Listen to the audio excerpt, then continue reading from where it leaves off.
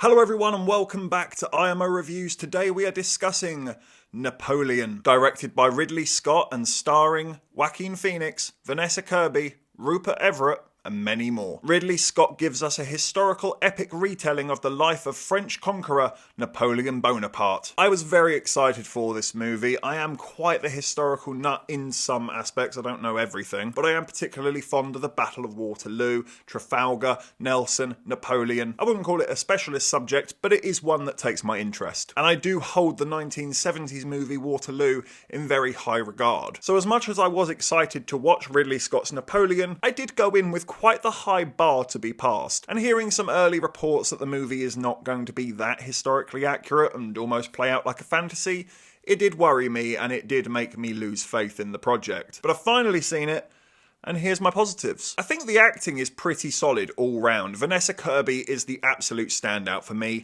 Joaquin is a bit meh.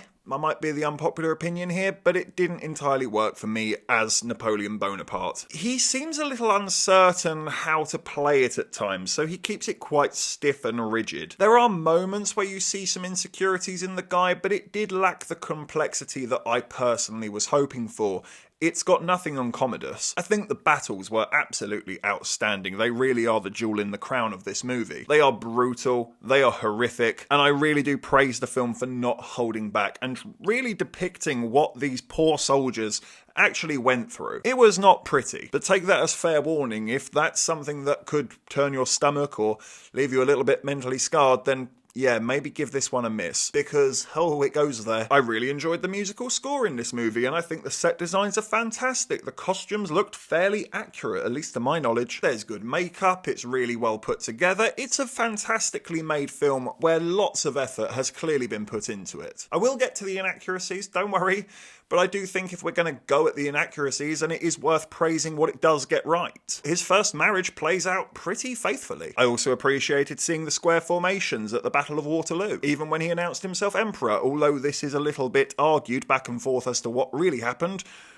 It's not too far from the truth, so fair credit and recognition for when it gets it right, but my god does it seriously rush over some very important plot beats, which does bring us to the negatives. And we may as well start with those inaccuracies, because there's a damn few. I mean, straight out the gate, there's pretty much almost no chance that Napoleon Bonaparte was at the beheading of Marie Antoinette, and yet here he is just standing by in the crowd watching, despite the fact that he should be in Toulon right now. I get why you've compressed that, but no. Everyone's talked about the cannonballs being shot at the pyramids, which is dumb and inaccurate. And of course you've got accents and dialects that are all over the place. British soldiers are British, but then you've got French soldiers who are American. It's not just Napoleon where this bothers me. It bothered me in Chernobyl. It even bothers me in Waterloo to a degree. It's just the least of the offenders. And again, going back to Joaquin Phoenix, I think he's just poorly cast. I don't think he is Napoleon Bonaparte. He's way too old for starters. And I thought that the movie also really struggled with pacing. It does get awfully stuffy and dry at times. The film decides to predominantly focus on his first marriage, which,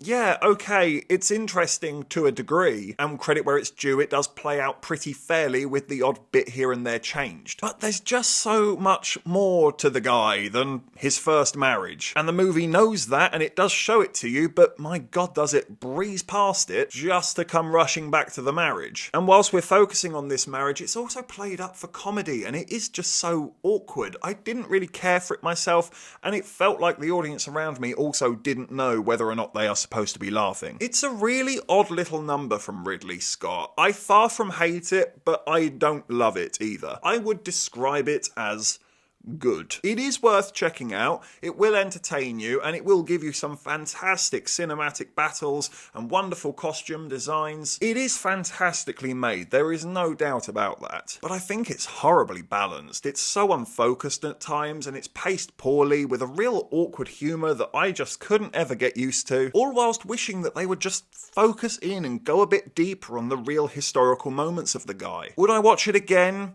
Yes, just in no time soon. And would I get it on Blu-ray? I'd much rather get Waterloo, which I still see as the far superior Napoleon movie. So I'm going to give Ridley Scott's Napoleon a 7 out of 10. Thank you for watching this review. Please be sure to hit that like button and hit the subscribe button if you haven't already, and please do hit the comment section as well. Have you seen Napoleon? What did you think about it? Let me know in the comment section below.